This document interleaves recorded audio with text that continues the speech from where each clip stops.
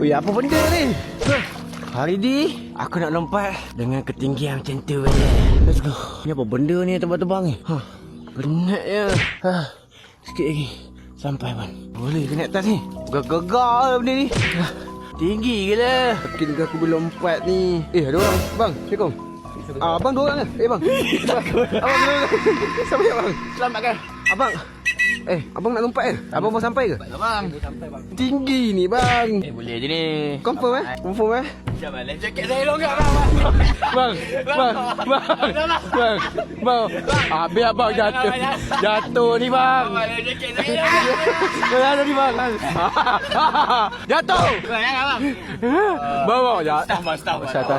Stop bang. Takkan baring. Ngeri ni bang.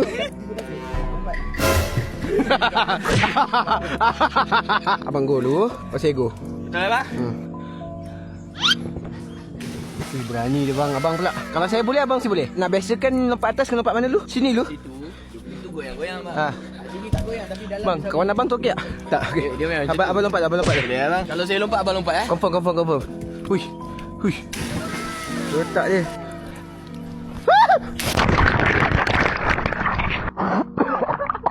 Alright bang.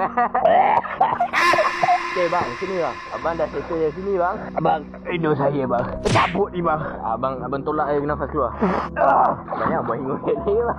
Saya cuba lompat bang. Saya alfa bang. Saya buat kanan bol. Menyegarkan bang. Cuba abang cuba lompat tu bang. Tinggi gila. Lompat bang aku dah. Aku nak main sini. Cuba abang buat gaya-gaya abang. Bang. Saya dah naik bang. Dalam tu bang, bang. Uish, tahu-tahu lompat tu. Dia baling batu tu sebagai decoy ke bang? Depan. Belakang. Ke depan. Belakang. Cakap vest abang tu.